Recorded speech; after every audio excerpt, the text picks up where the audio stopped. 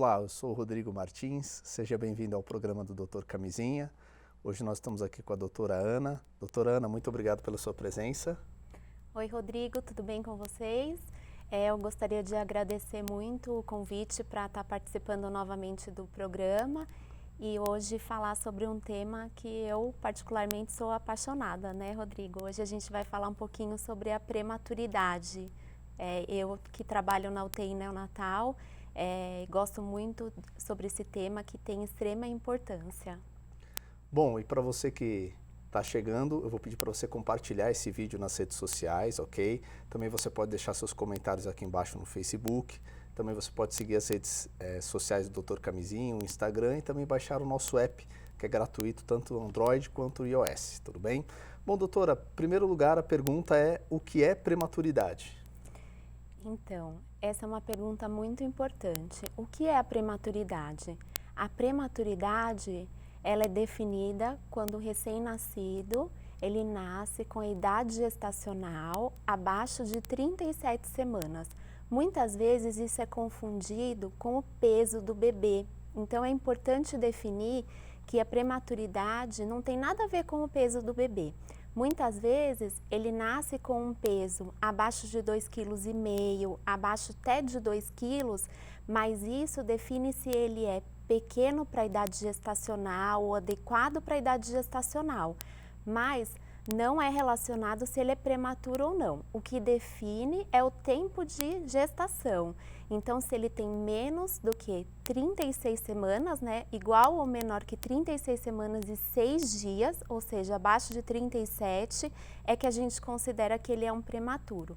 E aí tem dentro disso uma outra classificação. Se ele é abaixo de 28 semanas, a gente considera ele um prematuro extremo, que são os bebezinhos que requerem mais cuidados ainda dentro de uma UTI neonatal. Tá bom? E doutora, tem uma proporção entre menos de 28 semanas e menos de 36? Existe algum dado sobre isso ou não? Não existem dados específicos para dentro do nosso país, né? Mas é mais raro acontecer abaixo de 28 semanas, né? Isso vai depender da região do nosso país e até mesmo se foi feito um pré-natal mais adequado, o acompanhamento da gestação, como foi feito esse acompanhamento durante todo o pré-natal, mas é mais raro, é muito mais comum a gente ter um prematuro tardio, que a gente fala de 36 semanas, né, de final de gestação, do que prematuros extremos.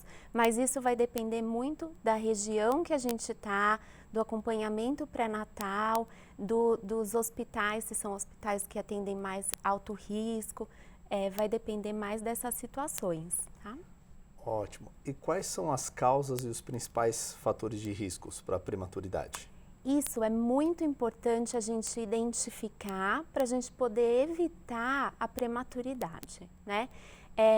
O que é importante a gente saber? A gente estava até conversando um pouquinho sobre esses fatores de risco, essas causas que levam à prematuridade.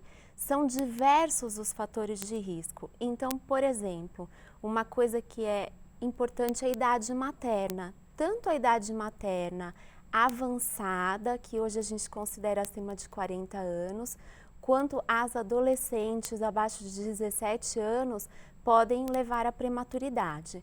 Outra coisa que é super importante, hipertensão materna. Tanto a hipertensão arterial crônica, ou seja, a mamãe que já tinha uma hipertensão antes da gestação, quanto uma hipertensão que foi desenvolvida durante a gestação, que a gente chama de doença hipertensão específica da gestação, que é chamada de DEG, tá? Mais grave ainda, o que a gente chama de pré-eclâmpsia ou eclâmpsia, quando a mãe, além da hipertensão, ela desenvolve alterações renais, uma proteína na urina, outras alterações também além disso, e quando ela desenvolve eclâmpsia, que ela pode até ter convulsões, que é uma coisa mais grave ainda, que aí por conta disso a gente tem que zelar pela vida da mamãe e tem que às vezes interromper a gestação, por isso a causa da prematuridade. Outras alterações também que podem ocorrer, doenças de coagulação materna, tá? Então pode ter o que a gente chama de trombofilia, que é uma doença super comum. Alterações do colo uterino, às vezes a mamãe, o que a gente fala que não consegue segurar a gravidez, Sim. né? Que é uma coisa comum também que a gente vê. Às vezes tem que fazer aqueles pontinhos no colo uterino para tentar segurar, tá bom? Diversas outras alterações, como por exemplo, a placenta prévia, que a gente chama, que a placenta está deslocada um pouquinho, não consegue segurar a gestação. Podem ser infecções repetidas, como por exemplo, infecção de urina. Todos esses são diversos fatores de risco. Existem inúmeros fatores de risco que podem levar à prematuridade. E o que é mais importante a gente lembrar de tudo isso, que de todos esses fatores de risco, a gente tem que fazer um pré-natal bem feito.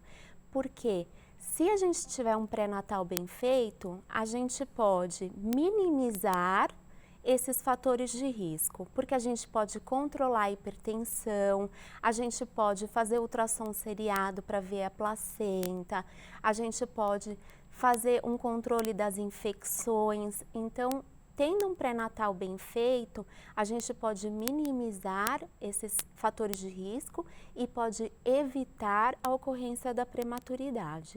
Então, isso é o mais importante que a gente tem que lembrar. Perfeito. E doutora, uma mãe, né, para ter uma prematuridade, se ela for mãe aos 40 anos, desculpa, mas do segundo filho, isso pode acontecer? O risco é maior para o primeiro filho ou isso não interfere? Isso não interfere. Na verdade, o que a gente percebe é que se ela teve o primeiro bebê prematuro, ela tem um risco maior de ter o segundo bebê prematuro também. Perfeito. Tá? É a única relação que a gente tem. Outra coisa importante é que gestações gemelares também têm um risco maior de prematuridade e fertilizações também têm um risco maior. Mas se ela teve um bebezinho que não foi prematuro e o segundo já vem em idade avançada, pela idade avançada ela tem um risco maior também, independente do outro bebê ter vindo a termo. Mas é só essa relação que a gente encontra mesmo, tá? Tá, joia. E, bom, a pergunta acho que todo mundo quer saber é como prevenir, né, um parto prematuro? O importante, além de fazer um pré-natal super bem feito, assim que for identificada a gestação, começar a fazer os ultrassons seriados, é importante essa mãe ter uma alimentação regular, não fazer o uso de drogas, evitar as bebidas alcoólicas. É importante ela não fumar durante a gestação, né? Controle de diabetes, fazer a curva glicêmica, tudo isso para a gente ter certeza que ela vai poder ter uma gestação mais tranquila. Pode fazer atividade física?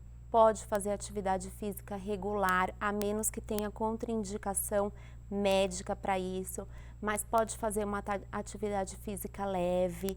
Então, é bem importante ter aquela alimentação bem balanceada, controle. Se tiver uma diabetes gestacional, tem que fazer uma dieta, né? Sempre com acompanhamento médico adequado.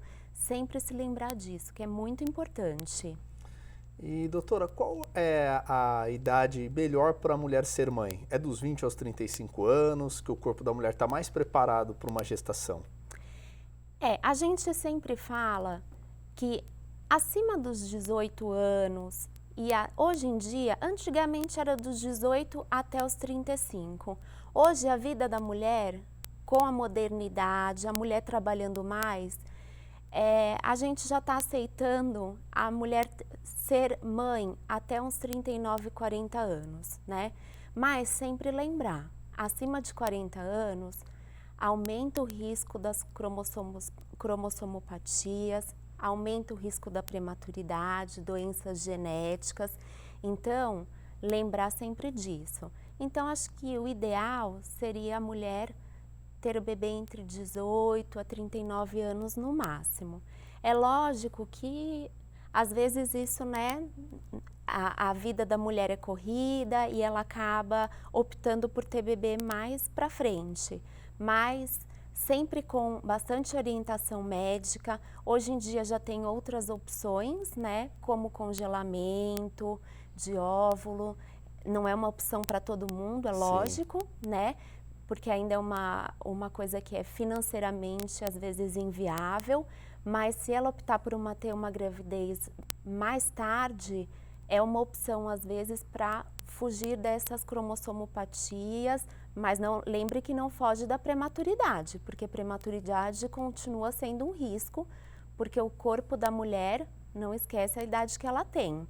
Então sempre lembrar disso e o mais importante fazer aquele acompanhamento bem feito, sempre com os ultrassons, tudo direitinho. E o ideal é que se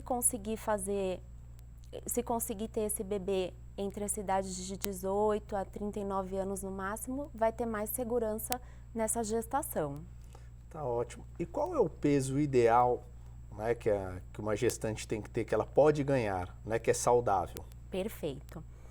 A gente fala que durante a gestação, para uma gestação de termo, a gestante deve ganhar em torno de 10 quilos, tá?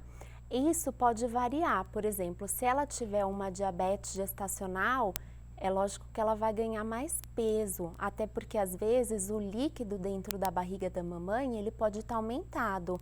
Ela pode ter o que a gente chama de polidrâmino, que é o líquido aumentado dentro da barriga. Então, com isso, ela vai ganhar mais peso. Mas, se for um bebezinho mais prematuro ou um bebê que a gente chama de restrito, que ele ganhou menos peso, isso pode variar também.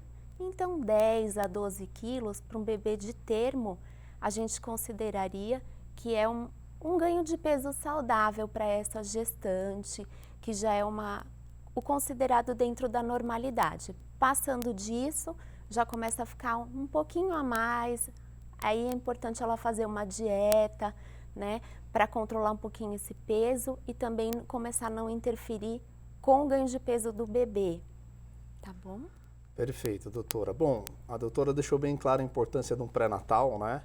Nós estamos aqui no ABC e o programa também ele passa pelo Facebook, então a gente sabe que pode alcançar todo o Brasil e outros países também, né? Mas aqui eu também faço um alerta, eu tenho um colega meu que a mulher dele está gestante aqui em Santo André e infelizmente não temos ginecologista no SUS. Então, para vocês verem qual a dificuldade de uma mulher poder fazer o pré-natal numa cidade grande. Nós vamos para um rápido intervalo e nós já voltamos.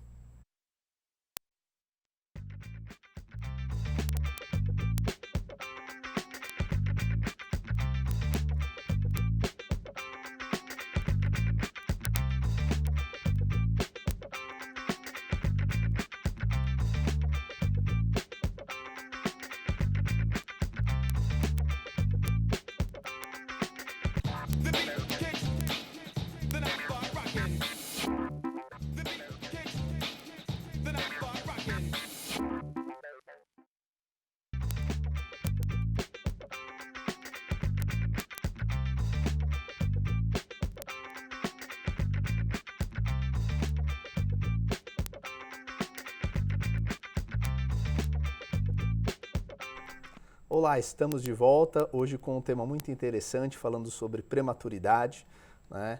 Doutora, é um dado absurdo, né? Mas hoje no Brasil, a cada 21 minutos, uma menina de 10 a 14 anos se torna mãe.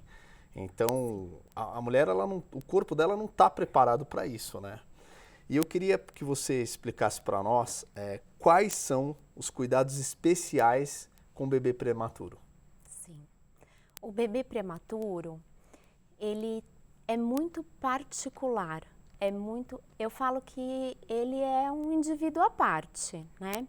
É um mundo à parte o bebê prematuro. Por quê? Ele nasceu antes da hora. Ele não está preparado para respirar, ele não está preparado para se alimentar, ele não está preparado para manter a temperatura dele. Então, a gente tem que pensar em tudo isso, tá? Principalmente no bebezinho que é prematuro extremo. Então, no momento que ele nasce, a gente leva ele para um ambiente que é a UTI neonatal e a gente tem que proporcionar tudo isso para ele. A gente coloca ele numa incubadora, tá? Que é aquela que a gente chama de isolete também. E lá dentro a gente vai manter a temperatura dele. Por quanto tempo ele tem que ficar nessa incubadora? Até que ele atinja mais ou menos 1,7 kg, que é quando ele começa a ter condições de manter a temperatura do corpo sozinho. A respiração. A partir de 34, 35 semanas é que ele começa a ter condições de respirar por conta própria. Antes disso, às vezes ele precisa de ajuda para respirar. Quais os tipos de ajuda que a gente pode dar para ele? Às vezes ele precisa somente de um pouquinho de oxigênio, um catéterzinho de oxigênio. Às vezes ele precisa do que a gente chama de CPAP. O CPAP é um aparelhinho que vai no narizinho do bebê e fica ajudando ele, coloca o arzinho com um pouco de pressão para dentro do pulmão do bebê. Por quê? O pulmão do bebê, ele é imaturo, então ele às vezes não consegue fazer a troca de ar da maneira que ele precisaria, ele fica cansado para respirar. Então ele precisa desse CPAP, ou às vezes quando ele é bem pequenininho, ele precisa ser intubado. Então precisa de um caninho que leva o ar diretamente no pulmão do bebê. Às vezes, quando ele é bem prematurinho, ele também precisa receber uma medicação que a gente chama de surfactante. O que é o surfactante? É uma medicação que a gente faz para o amadurecimento pulmonar. Muitas mamães também, quando já estão em ameaça de trabalho de parto prematuro, elas recebem durante a gestação uma medicação que a gente chama de corticoide. Para que é isso? Também para o amadurecimento pulmonar. A mamãe recebe a medicação para já prevenir e amadurecer o pulmão desse bebezinho que tenha a possibilidade de nascer prematuro. E isso ajuda muito. A gente tem muitos estudos e a gente sabe que ajuda muito esse pulmão vir a nascer mais maduro. O que mais tem de diferente do prematuro? Tudo nasce imaturo nele. Então, o estômago dele, o intestino, toda essa via digestiva dele também é imatura? Sim. Então, por vezes, ele tem dificuldade de se alimentar. Não só a dificuldade de sugar, porque ele vai adquirir essa sucção adequada a partir de 32, 33, às vezes 34 semanas. Então, no início, ele vai ficar com uma sondinha para alimentação. E aí, depois, a fonoaudióloga vai trabalhar com ele e ela vai ensinando ele a mamar, primeiro no copinho ou na mamadeira e depois no seio materno, conforme ele for aprendendo. Porque se ele não sabe sugar, engolir e respirar tudo coordenado, o que vai acontecer? Tem o risco do leite para o pulmão do bebê, broncoaspirar. Então, ele tem que aprender a fazer tudo isso coordenadamente. Então, a gente espera o bebê adquirir 32, 33, 34 semanas, vai fazendo esse treino com a fono para depois ele tirar a sonda, mas no comecinho ele fica com a sonda. E não só isso, a gente não pode dar todo o leite que ele precisa de uma vez. Então ele começa a mamar de pouquinho em pouquinho e no começo ele fica com, além do leite, o que a gente chama de nutrição parenteral, que é uma nutrição que vai na veia do bebê para completar todos os nutrientes que ele precisa. E conforme ele for aceitando melhor esse leite, a gente vai suspendendo a nutrição parenteral. Outra coisa que é importante a gente lembrar, as nossas defesas, o nosso sistema de defesa e o sistema de defesa do bebê prematuro são muito diferentes. O risco dele ter uma infecção é muito diferente do risco de uma pessoa mais velha ou de um bebê de termo. Então, a gente tem que sempre lembrar que eles são mais sujeitos à infecção, porque o sistema imunológico, o sistema de defesa dele, também é imaturo. Então, é outro fator de risco para um bebê prematuro. Quanto mais pequenininho, tem mais risco de infecções também. Então, todos esses cuidados a gente tem que levar em consideração e são importantes para essa evolução dele dentro da UTI, e também a gente tem que levar em consideração para a evolução dele e para o acompanhamento. O coraçãozinho, às vezes pode ter algum canalzinho aberto que a gente tem que acompanhar. Se for bebê muito pequenininho, às vezes precisa fazer até cirurgia cardíaca para fechar esse canalzinho. Então, ele tem muitos cuidados particulares que a gente precisa sempre acompanhar, ficar de olho. E eu falo, é um mundo à parte o prematuro. É verdade, né? doutora, porque você está falando aqui, agora eu queria te perguntar, para você é um ambiente normal? É claro que, acredito que quando você vê a primeira vez, quando a pessoa está fazendo até estágio, aquilo emociona, você fica sem dormir, depois aquilo acaba entrando na sua rotina, isso é normal, mas como lidar com os pais dessa criança, né? Porque tem casos que o pai pode chegar perto, colocar a mão, e tem casos que não pode. Então, o psicológico da mãe fica muito abalado também, né? Sim, mas assim, uma coisa que é importante frisar, que por exemplo, na nossa UTI neonatal e em outras também, hoje em dia, é muito diferente do que a mentalidade que a gente tinha anteriormente. Hoje em dia, a gente preconiza o método canguru. Então, mesmo bebês muito pequenos, de 500 gramas, 700 gramas, 800 gramas, vão para o colo dos pais após 72 horas de vida. Então, mesmo entubado, mesmo em ventilação não invasiva, os pais pegam os bebês, colocam o bebê aqui no colo. Isso é importante para estabilizar a temperatura do bebê, a frequência cardíaca, a frequência respiratória. Isso é importante, o contato pele a pele. Ele faz a mãe produzir mais leite, ele faz os pais se acalmarem, o bebê se acalmar. A UTI é aberta 24 horas por dia para os pais, então eles ficam bem mais tranquilos, eles sentem que o bebê está mais perto deles, eles sentem que ele faz parte daquilo, porque o que acontece? Antigamente era o bebê dentro de uma caixinha de vidro. Sim. E eles não sentiam que o bebê era deles, porque eles não colocavam a mão no bebê.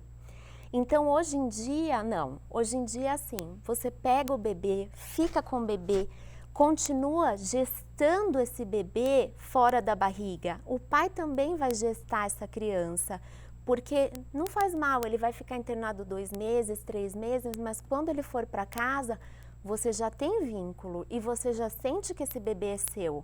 Então é diferente, você participa, você troca fralda, depois você dá leite, você amamenta.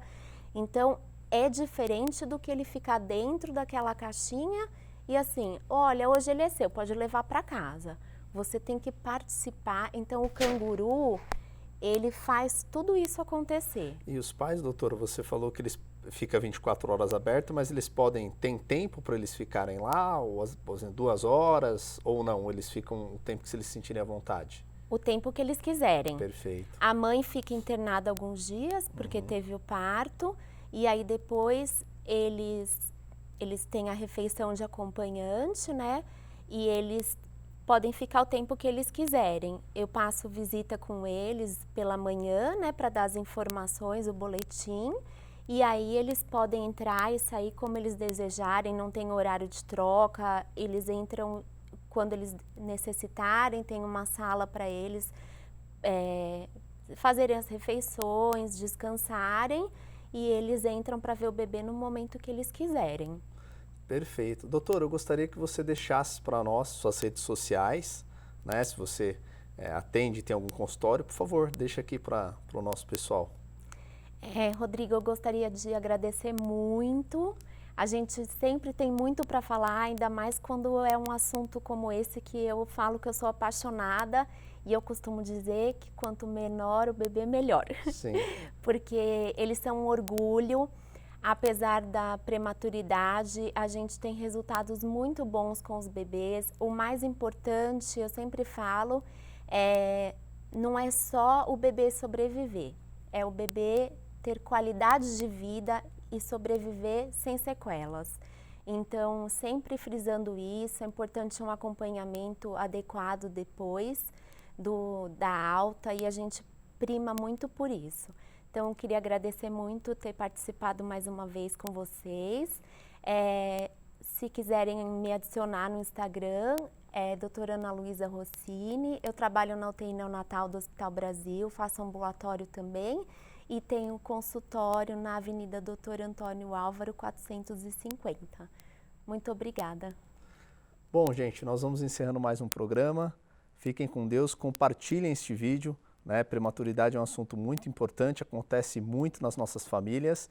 E se vocês tiverem dúvidas, deixem as dúvidas aqui que nós iremos responder. Um grande abraço.